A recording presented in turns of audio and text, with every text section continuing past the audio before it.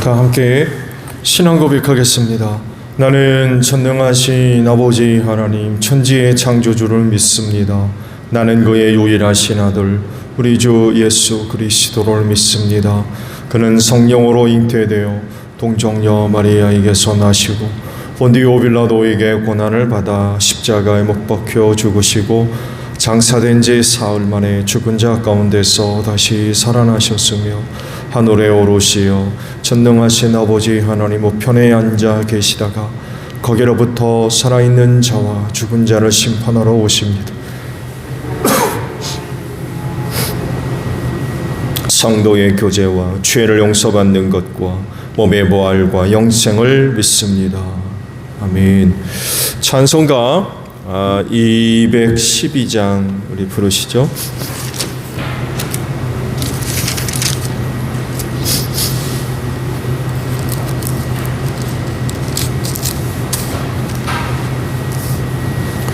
찬송가 212장 우리 부르시고 말씀을 봅니다.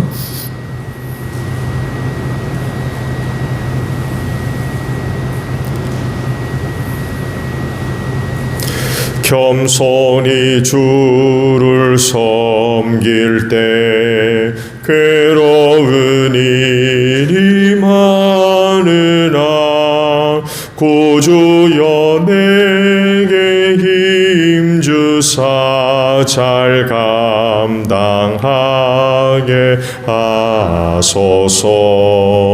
인자한 말을 가지고 사람을 감화시키며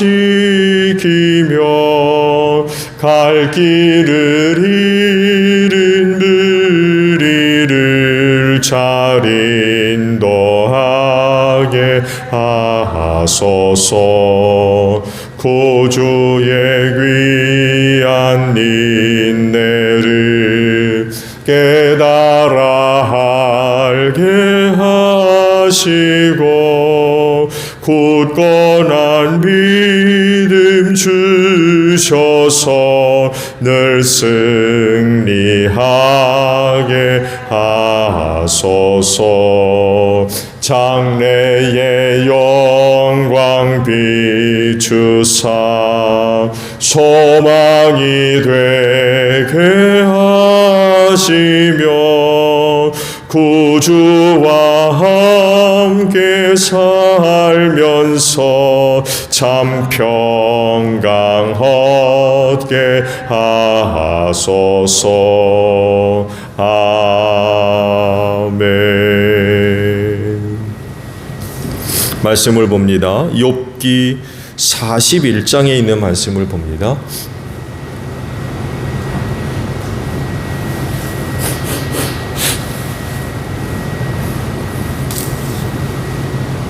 욥기 41장의 말씀이에요. 네가 낚시로 리워야단을 낚을 수 있으며 끈으로 그 혀를 맬 수 있느냐? 그 코를 줄로 꿰를 수 있으며 갈고리로 그 턱을 꿰를 수 있느냐? 그것이 내게 살려달라고 애원할 것 같으냐? 그것이 내게 자비를 베풀어 달라고 빌 것 같으냐? 그것이 너와 언약을 맺기라도 하여 영원히 네 종이 되겠다고 약속이라도 할 것 같으냐? 내가 그것을 새처럼 길들여서 데리고 놀 수 있겠으며 또 그것을 끈으로 매어서 여종들의 노래개로 삼을 수 있겠느냐? 어부들이 그것을 가지고 흥정하고 그것을 토막내어 상인들에게 팔 수 있겠느냐? 네가 창으로 그것의 가죽을 꿰뚫을 수 있으며 작살로 그 머리를 찌를 수 있겠느냐? 손으로 한번 만져만 보아도 그것과 싸울 생각은 못할 것이다. 리워야단을 보는 사람은 쳐다보기만 해도 기가 꺾이고 땅에 고꾸라진다. 그것이 흥분하면 얼마나 난폭하겠느냐? 누가 그것과 맞서겠느냐? 그것에게 덤벼들고 그 어느 누가 무사하겠느냐? 이 세상에는 그럴 사람이 없다. 리워야단의 다리 이야기를 어찌 빼놓을 수 있겠느냐? 그 용명을 어찌 말하지 않을 수 있겠느냐? 그 늠름한 최고를 어찌 말하지 않고 지나가겠느냐? 누가 그것의 가죽을 벗길 수 있겠느냐? 누가 두 겹 갑옷 같은 비늘 사이를 뚫을 수 있겠느냐? 누가 그것의 턱을 벌릴 수 있겠느냐? 빙둘러 돋아있는 이빨은 보기만 해도 소름에 끼친다. 등비늘은 그것이 자랑할 만한 것, 빽빽하게 짜여 있어서 돌처럼 단단하다. 그 비늘 하나하나가 서로 이어 있어서 그 틈으로는 바람도 들어가지 못한다. 비늘이 서로 연결되어 꽉 달라붙어서 그 얽힌 데가 떨어지지도 않는다. 재채기를 하면 불빛이 번쩍거리고 눈을 뜨면 그 눈꺼풀이 치켜 올라가는 모양이 동이 트는 것과 같다. 입에서는 횃불이 나고 불똥이 튄다. 콧봉에서 펑펑 쏟아진 연기는 끓는 가마 밑에서 타는 갈대 연기와 같다. 그 숨결은 숯불을 피울 만하고 입에서는 불꽃이 나온다.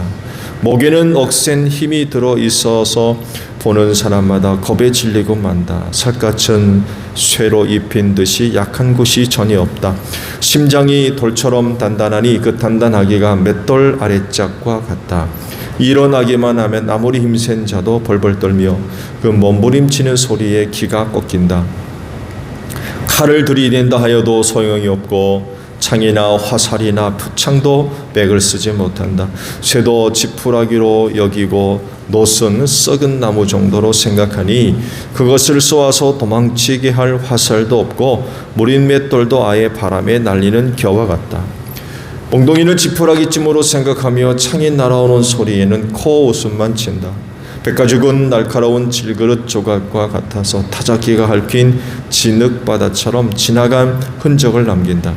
물에 뛰어들면 깊은 물을 가마솥의 물처럼 끓게 하고 바다를 기름가마처럼 휘젓는다. 한번 지나가면 그 자취가 번쩍번쩍 빛을 내니 깊은 바다가 벽발을 휘날리는 것처럼 보인다.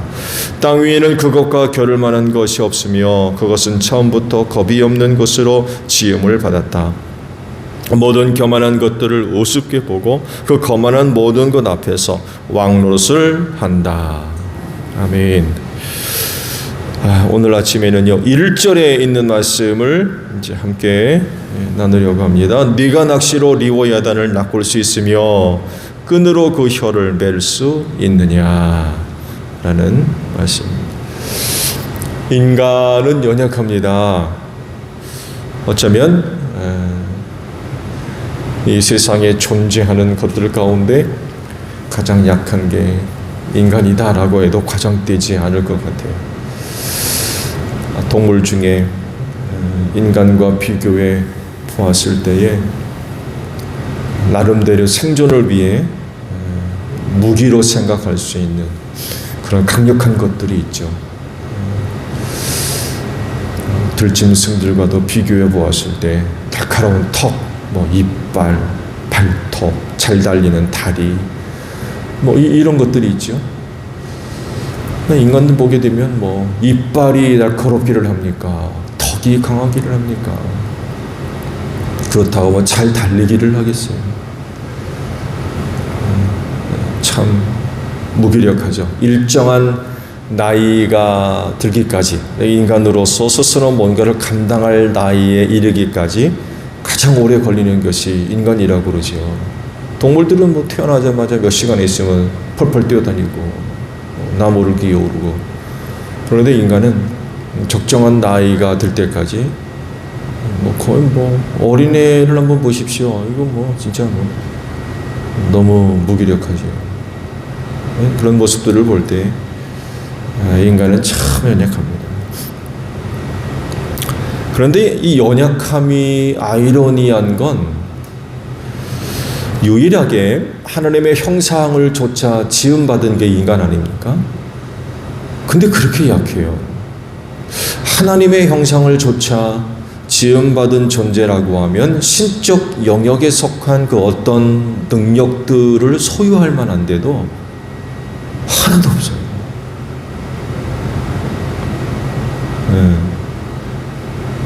그렇지 않아요? 유일하게 그렇게 지음받았으면 그래도 하나님의 어떤 부분이라도 좀 가져야 되는데 아무것도 없습니다.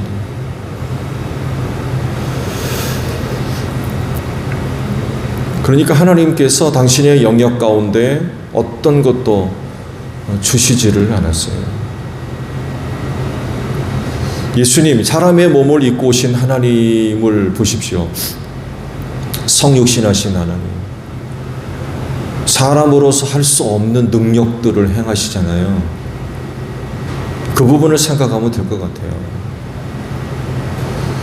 하나님의 형상을 조차 지음받았지만 하나님은 그들에게 그런 어떤 능력들을 주지 않으셨어요.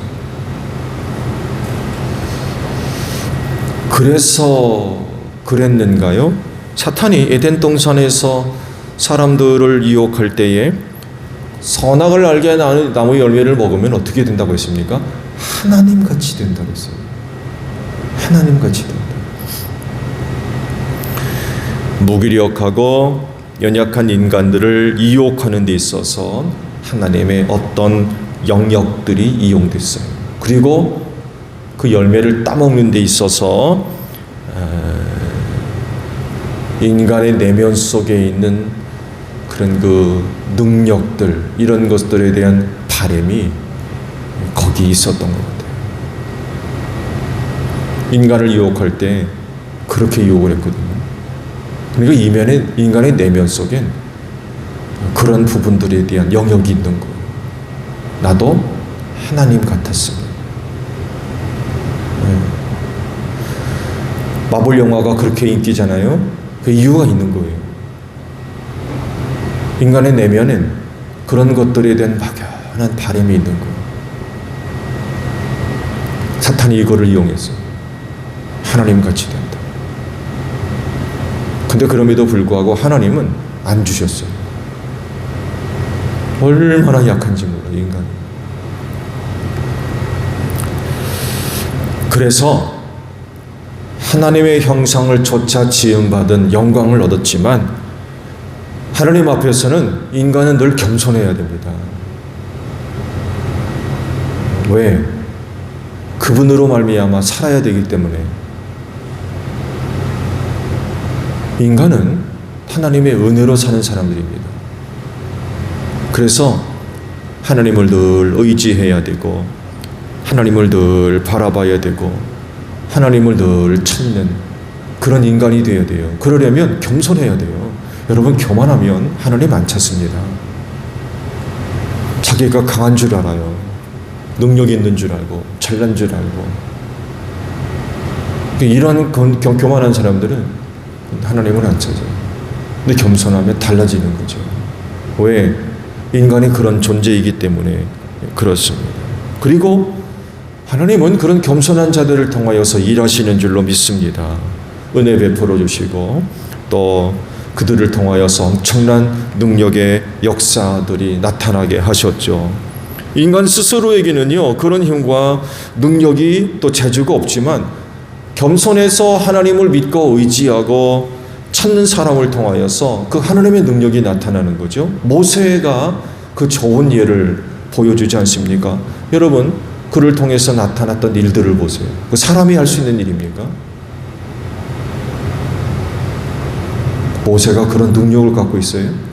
그가 가지고 있는 지팡이에 어떤 신비가 있어서 그런 겁니까? 아니죠. 하나도 없습니다. 표면적으로 보게 되면, 야, 이 모세가 참 대단한 어떤 마블 같은 능력을 갖고 있는 사람처럼 보이지만 우리와 성경을 갖고 있는 똑같은 사람이에요. 아무것도 아닙니다.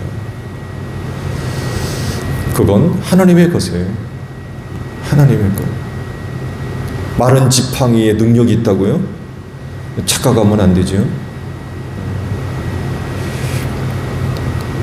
그렇게 하나님을 찾고 의지하고 섬기고 믿는 자들을 통하여서 하나님의 능력이 나타나는 거죠. 그런 그들을 사용하셨던 거예요. 그래서 인간이 추구해야 할 것 중에 하나가 바로 겸손해야 돼요. 그리고 인간이 세상을 살아가는 데 있어서 선택해야 할 모습, 삶의 어떤 방향이 되어져야 됩니다.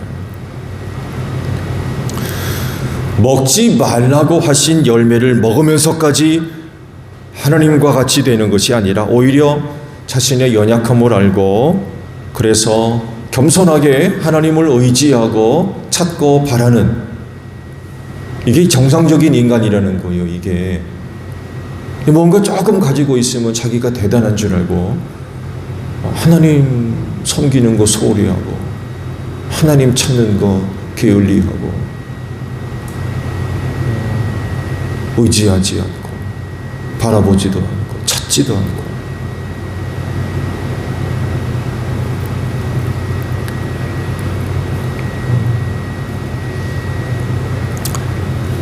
인간이 아무리 뭔가를 가지고 있어도 연약할 수밖에 없어요. 그래서 그런 가운데도 늘 하나님을 믿고 의지하는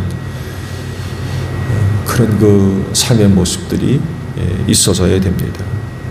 근데 그럼에도 불구하고 오늘날 인간이 얼마나 교만한지, 하나님도 없이 자기가 가지고 있는 그 어떤 것들로 그 모든 것들을 다 할 줄 알아요. 심지어는 하나님의 수준에까지 이르려고 하는 교만이 하늘을 찌르고 있다.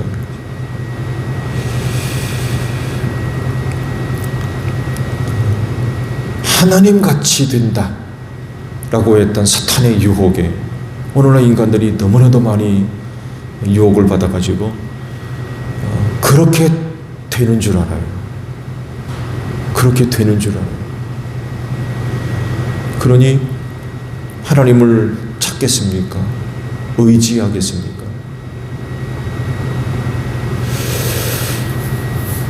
말씀을 보면 욥에게 바다짐승 하나를 언급하시죠. 리워야단입니다. 주석을 보면 악어와 같은 바닷생물로 이렇게 설명을 하는데 그게 정확하게 뭔지는 사실은 몰라요. 보면은 뭐 입에서 코에서 불꽃이 나고 막 그런다고 하시거든요. 이 리워야단이 뭐냐 도대체. 사실은 정확하게 그게 뭔지는 아직 밝혀지고 있지는 않아요. 그렇지만 그 이 리워야단을 언급하신 내용들을 보게 되면 엄청난 어떤 능력들과 힘을 소유하고 있는 것은 틀림이 없는 것 같아요. 사람의 힘 가지고는 뭐 감당할 수 없는 그 어떤 것들이 리워야단에게 있다는 거죠.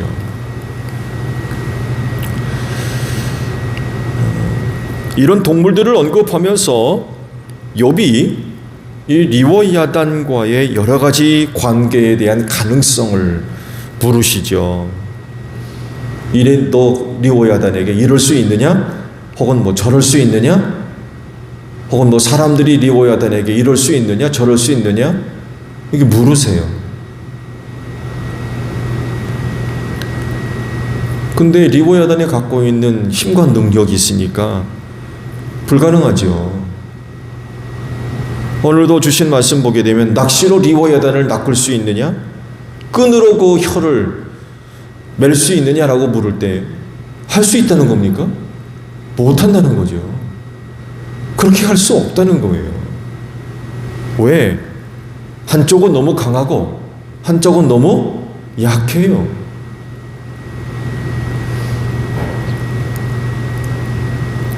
욥이 어떤 의지를 가지고 어떤 계획과 뜻을 가지고 리워야단에게 할 수 있는 건 하나도 없다는 거죠.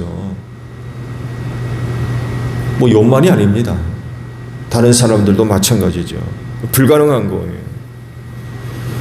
말씀드린 대로 그건 너무 강하고 욥을 비롯해서 인간은 너무나도 연약하기 때문에 그래요.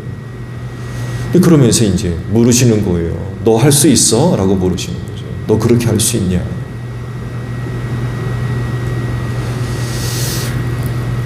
당연히 안 되죠.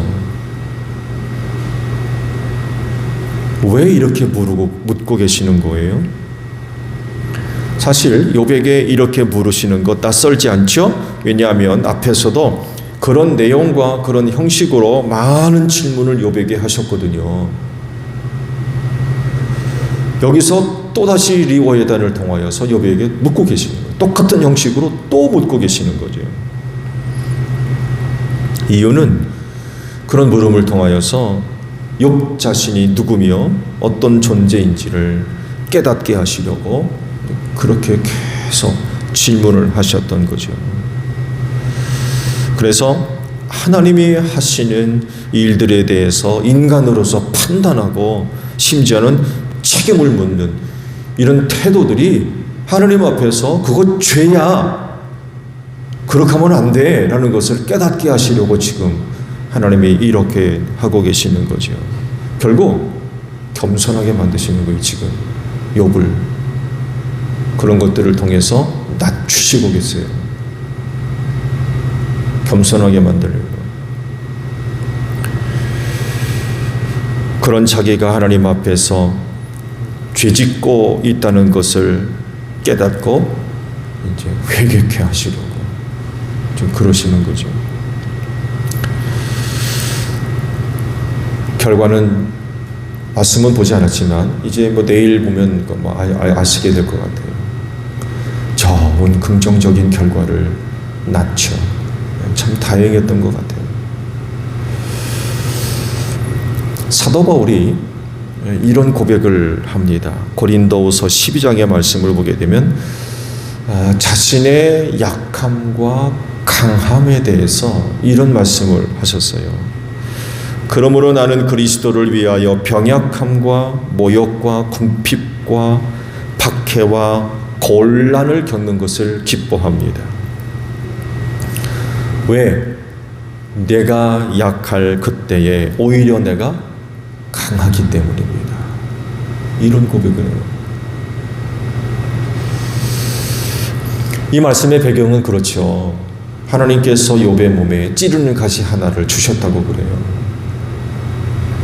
욥은 이것을 사탄의 하수인이라고 설명을 붙였는데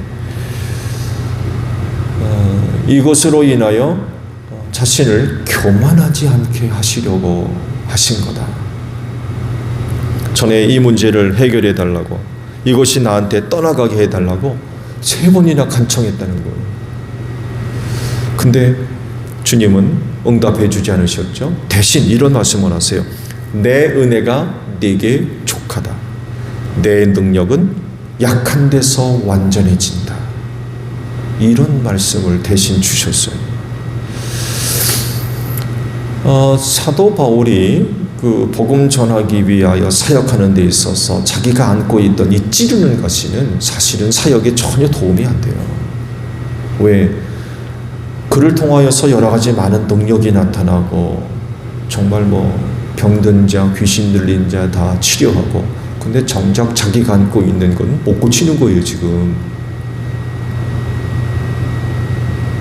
그러면 다른 사람들이 이를 알고 그 사도 바울에 대해서 뭐라고 얘기하겠습니까?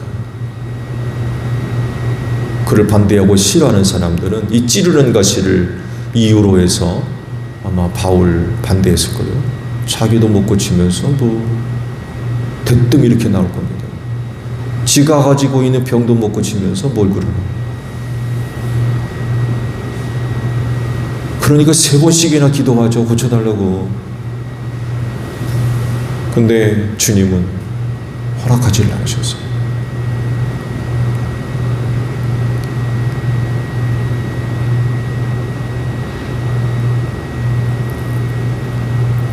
내 능력이 약한 데서 완전해진다. 그러시면서 들어주지 않으셨어요. 그러면서 사도 바울은 그 찌르는 가시가 자기를 겸손하게 낮추었다라고 이제 고백을 하고, 주께서 하신 이 말씀을 근거로 해서 그런 고백을 했던 거죠. 내가 약할 그때 오히려 내가 강합니다. 이런 고백을 그가 했습니다. 그의 강함이 뭡니까? 그의 강함이 얘기하고 있는 게 뭐예요? 그의 강함은 자기 것이 아니에요. 주님 것이지. 주님이 주신 거예요. 주님의 은혜가 나타나는 거예요. 주님의 능력이 나타나는 거예요. 그리고 그 은혜는 겸손한 자들에게 주시는 거예요. 낮아진 자들. 자기를 부인하고, 그래서 주님을 의지할 수밖에 없는, 주님을 찾을 수밖에 없는 그런 사람들에게 그런 은혜가 나타나는 거죠. 그래서 약한 자들에게 내가 온전히 진다고 하신 거고요. 그래서 사도 바울은 내가 약할 그때 곧 강함이다라고 고백했던 거죠. 이건요, 체험으로 얻은 거예요. 사도 바울이 체험적으로 얻은 거.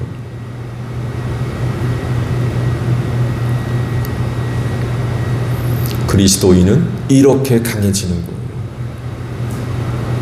약해져야 돼요. 약해져야 됩니다. 곧 겸손해져야 돼요. 자기를 낮춰야 됩니다. 낮아져야 돼요. 자기를 부인할 줄 알아야 돼요.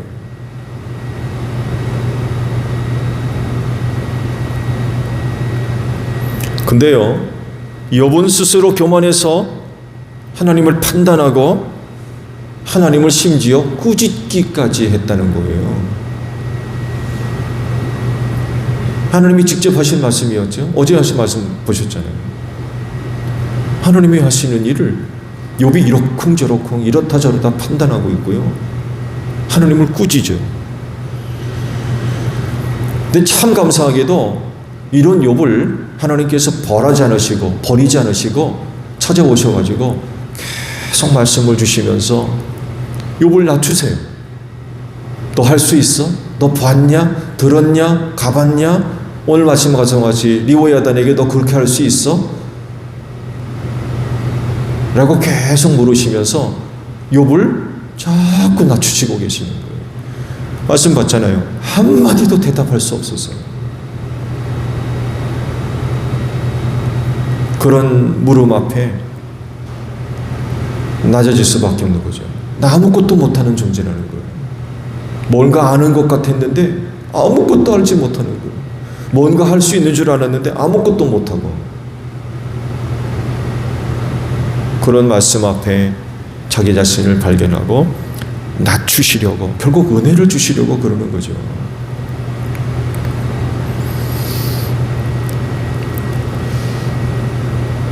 먼저 하신 말씀을 욥이 듣고 뭐라고 했습니까? 비천한 사람이라고 고백하죠. 근데 이게 립 서비스였던 것 같아요. 하나님께서 보시니까 아니요, 욥이 낮아진 게 아니었어요. 그러니까 또 이제 시작을 하셨던 거죠. 앞서 말씀을 드린 대로 인간은 연약합니다. 부족하고요. 강한 것 같지만 너무 무기력합니다. 뭔가 많이 갖고 있고 그래서 뛰어난 것 같지만 아무것도 없는 가난한 자고요. 지혜 있어 보이지만 미련하기 짝이 없는 우둔하고, 그게 인간입니다. 하나님의 형상을 조차 지으셨음에도 불구하고 인간을 그렇게 만드신 이유는 겸손하는 겁니다. 인간은 겸손해야 됩니다. 사탄의 유혹과도 같이 하나님같이 된다. 인간이 어떻게 됐을 거라고 생각하십니까? 아마 에덴 동산에 하나님 보도계에 와갔을 겁니다. 교만해가지고 하나님 필요 없다는 거죠.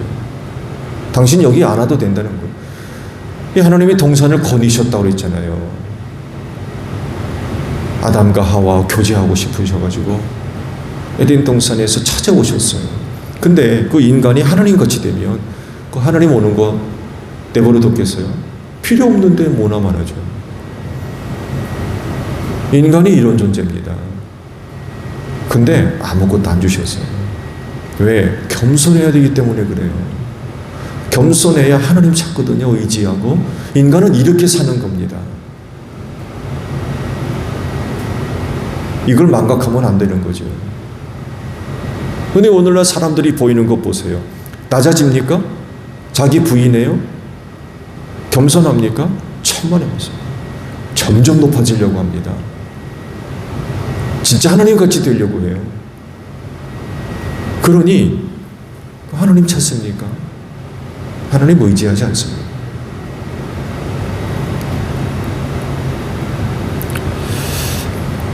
하나님께서 인간을 그렇게 만드신 이유는 하나님은 겸손한 자들에게 은혜를 주시고 그들을 통해서 하나님이 하시는 일들을 나타내기 때문에 그렇습니다.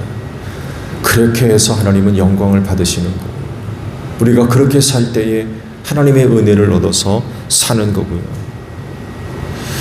그렇기 때문에 늘 말씀을 드립니다만 해도 인간은 언제나 하나님의 능하신 손 아래에서 겸손해야 됩니다.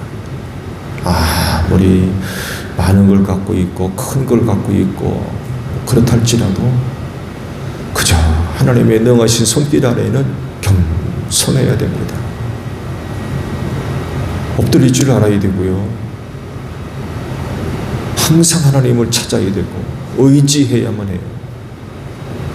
결국 이런 사람들이 하나님께로부터 은혜를 얻는다는 거예요. 오늘도 이른 아침 이렇게 오셨는데 이런 그 모습들이 하나님의 능하신 손길 아래 여러분 자신들을 부인하고 낮추고 겸손한 이런 그 귀한 신앙의 고백의 자리가 되기를 바랍니다. 주기도문 합니다. 하늘에 계신 우리 아버지, 아버지의 이름을 거룩하게 하시며 아버지의 나라가 오게 하시며 아버지의 뜻이 하늘에서와 같이 땅에서도 이루어지게 하소서. 오늘 우리에게 일용할 양식을 주시고 우리가 우리에게 잘못한 사람을 용서하여 준 것 같이 우리 죄를 용서하여 주시고 우리를 시험에 빠지지 않게 하시고 악에서 구하소서. 나라와 권능과 영광이 영원히 아버지의 것입니다. 아멘. 기도하겠습니다.